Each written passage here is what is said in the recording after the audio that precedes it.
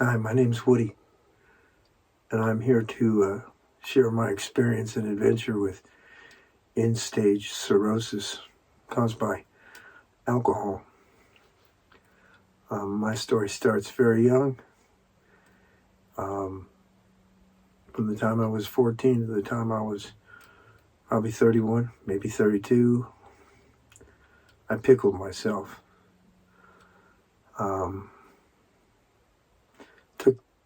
Rode the alcohol train for quite a while, and had quite a few rehabs. The good news is I took the tools that were given to me, and I applied them, and I have coming on 3 decades worth of sobriety, and 90% of that has been without the desire. It's almost like that's another life, another person. Had I not done that, I wouldn't be sitting here today. I'd be dead.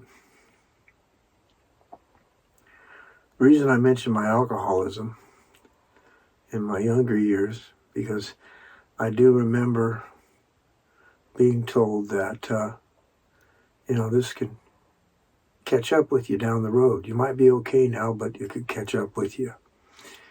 And in my scenario, that's exactly what happened.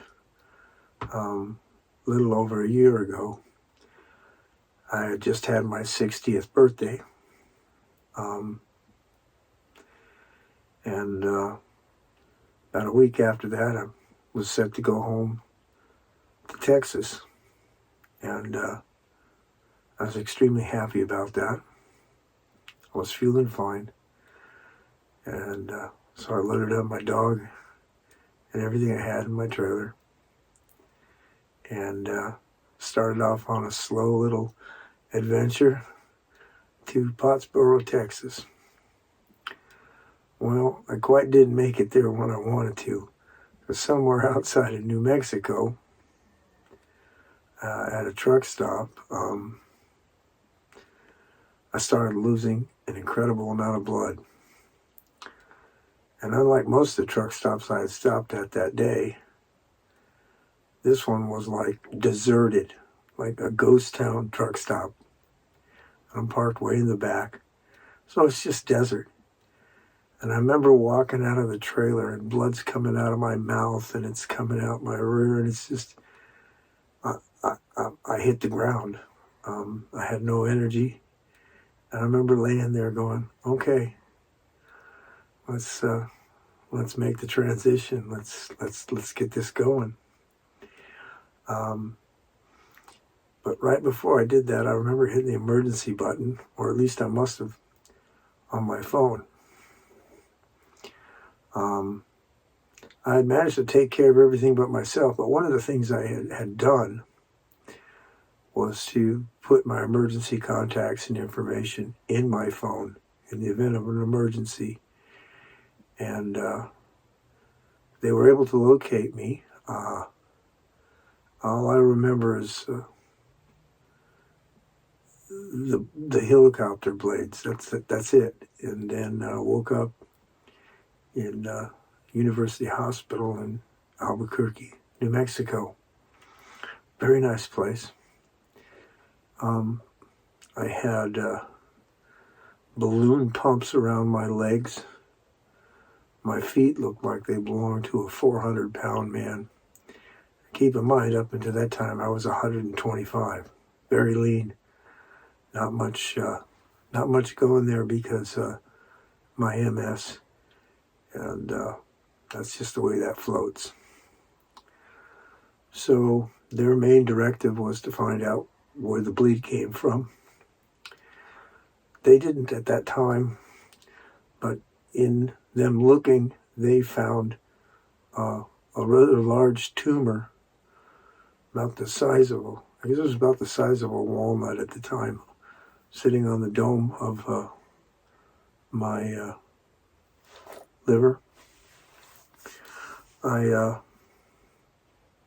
made contact with my best friend and my physician back in California, and he got involved and looked at everything, and he said, well, here's your choices, Woody. You can stay in Texas and smile and die in Texas, or you can get your ass back here and let me take care of you.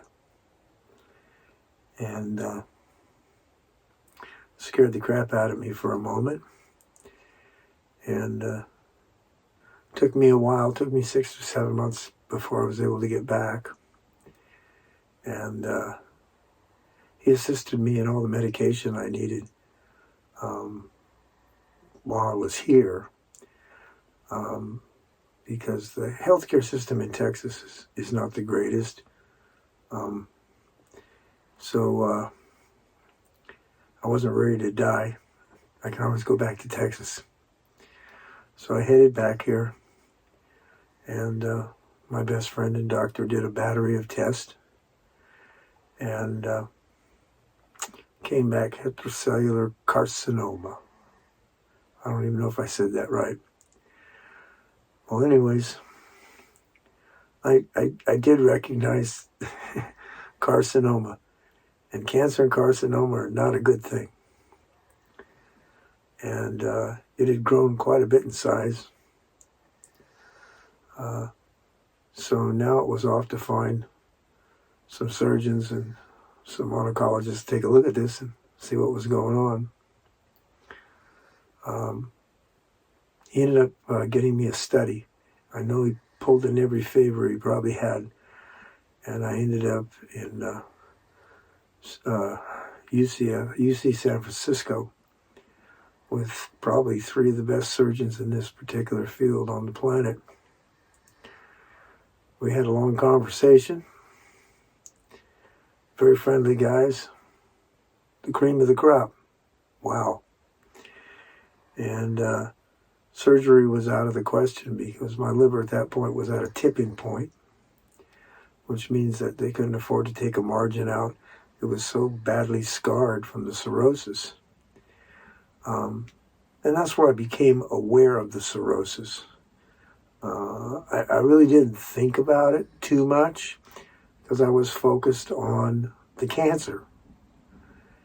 And so they had a surgical consult and decided that they would try a procedure that hasn't been done a lot in with livers, and that was a Y90, Uridium 90. It's a nice radioactive name, but it's very isolated, very precise. They map all the capillaries and arteries and veins and everything in your liver, and find the one that feeds the tumor.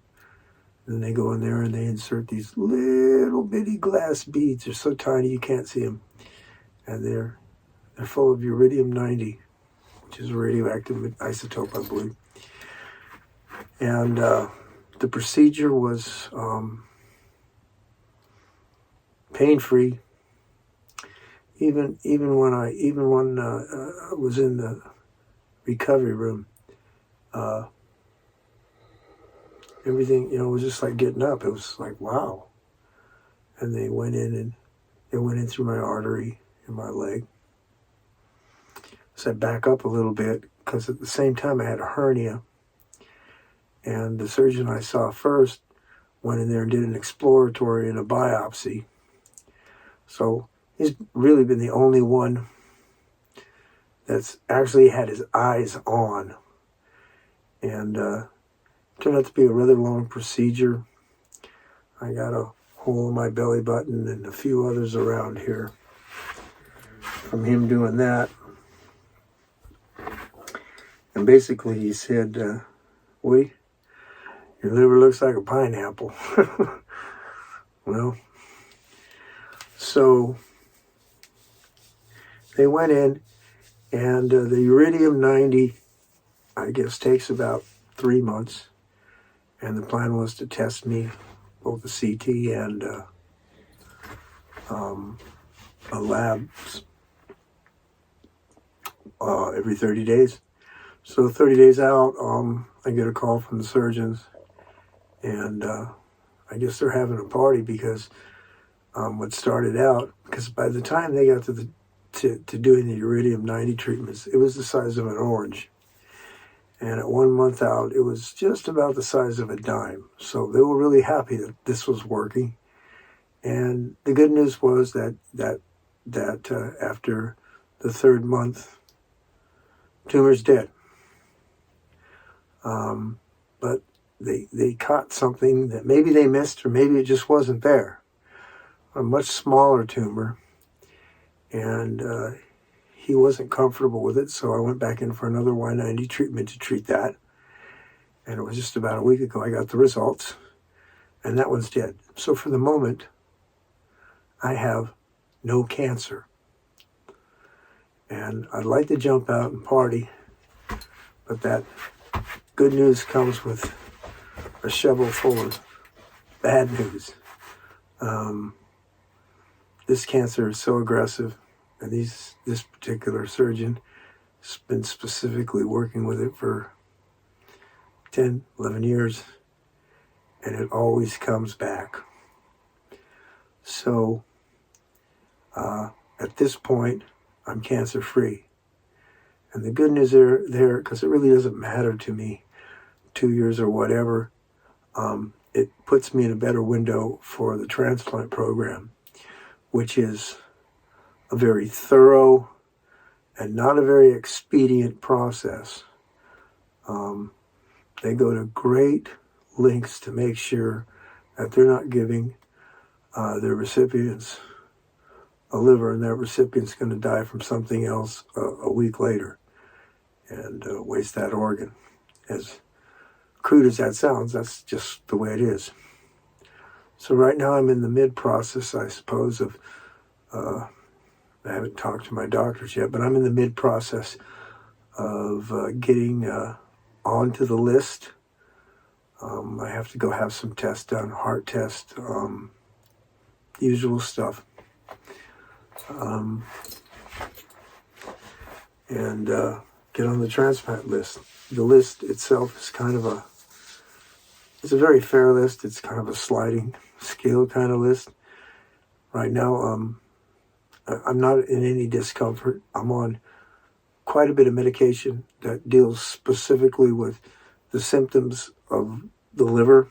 And although it's a lot, the liver is responsible for over 500 functions.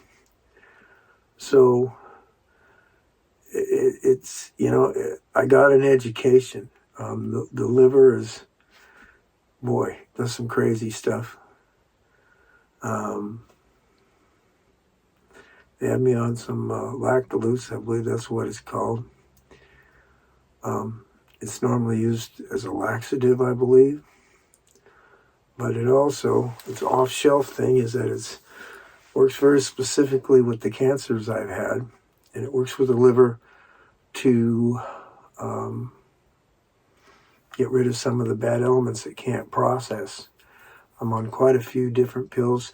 I'm on a regulated set of heart pills that basically keep my heart from jumping around and also lowers it so I don't end up with another bleed, which is entirely possible.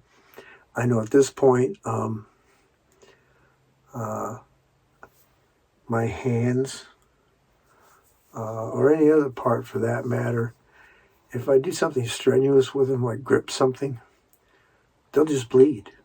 There's no wound, it just comes out of the skin. And my clotting isn't the best, so it usually creates a mess. So I have to be really careful there.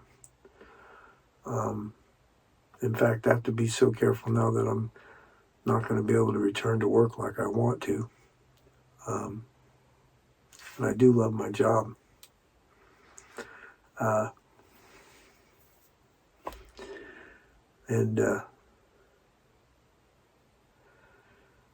So excuse me, but this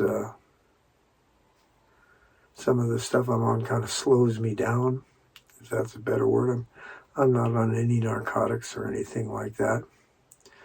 One of my medications controls itching, believe it or not. The lactate I'm taking, or whatever that terrible green stuff is that tastes like NyQuil, keeps me from having Alzheimer-like syndrome symptoms. So just you know, the liver's involved in far more than most people realize. And I'm learning a lot, but I got a lot more to learn. I've studied up on this and tried to keep this so I know what I'm taking and what the doctors are telling me. So right now, my liver's doing pretty okay. My test results are close to normal, and my MELD scores came back low. So I'm just playing the waiting game and dealing with symptoms as they come up, and trying to take it easy, which is hard for me. I like to keep busy, and just doing nothing isn't like me. What I can say to the folks out there that may have a problem with alcohol, yeah, it can kill you fast and it can kill you slow. All those years of drinking, and some of them I even enjoyed, I'm paying the price tag now, long after the fact. So there's good assistance out there.